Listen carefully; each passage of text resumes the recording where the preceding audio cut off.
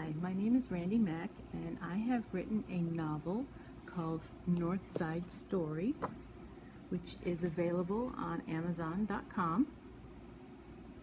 It takes place in Houston in the 1980s, and the two main characters are Mandy, who is a high school honor student, and Shannon, who is a reluctant street gang leader.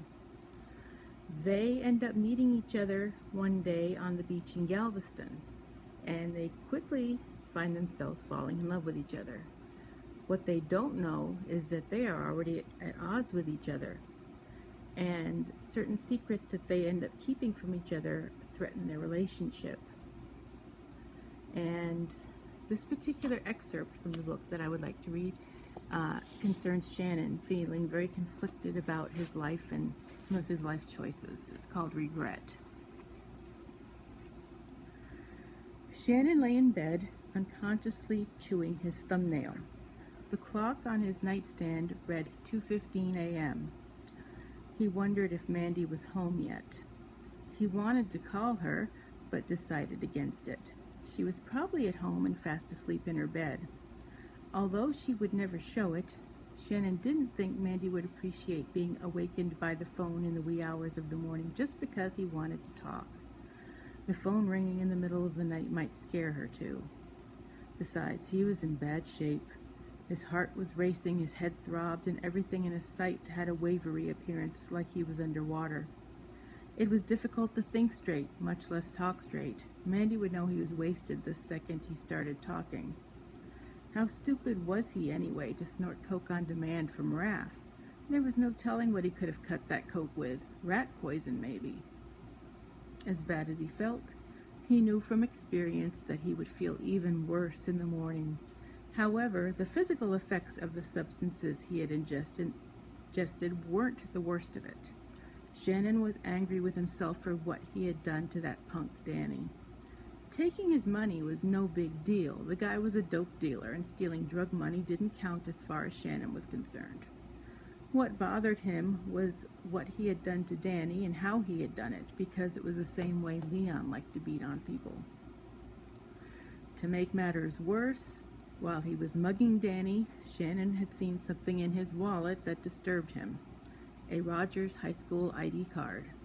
Danny Sanchez went to the same high school as Mandy, and if he did, it was more likely that some of the other alley cats did too. He wondered if Mandy knew Danny, and if so, how well. He figured that even if they didn't go to the same school, she would still likely be acquainted with him. She had gone to liaisons frequently, from what she had told Shannon, and all the regulars probably knew who Danny was, even if they didn't utilize his services. Shannon himself hadn't set foot inside the club in well over a year, but he knew who Danny was because he was Raph's competition. He turned over on his side and faced the clock. The red numbers blurred and swam before his eyes, so he closed them. The face of John's dark-haired slut came into his mind. Shannon was ashamed of himself because for a moment he had been tempted by her, and it made him sick. A month had gone by since the last time he had sex, and he was already that desperate that he would want to cheat on the girl who was the best thing that ever happened to him. Shannon shook his head violently, trying to dispel the thought. Even with his eyes shut, the action made him feel dizzy and a little sick to his stomach. He smothered his face in his pillow and moaned. He wanted to go to sleep and forget that this whole night had ever happened. If he had it to do over again, he would have blown off the devils and gone with Mandy to Jackie's party, and he wouldn't have gotten so drunk or done those stupid lines like some peer-pressured dork. It was a long time after 4 before Shannon finally slept, but his sleep was broken and full of nightmares. He dreamed of Leon beating up his mother, something he had seen too many times to count during the last 10 years. And suddenly, it was Shannon that was doing the beating, and it wasn't his mother cowering and crying, it was Mandy. And he was shaking her and hitting her, and she was begging him to stop, but he wouldn't listen. Her eyes were black, and her nose was bloody, and he kept hitting her and punching her and choking her over and over. So Shannon is definitely thinking about some of his choices and how he's going to need to change in order to stay together with his girlfriend.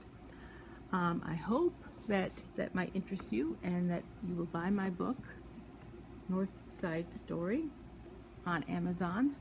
It's in both Kindle and paperback formats. And if you would like to read more, please buy it. Thank you.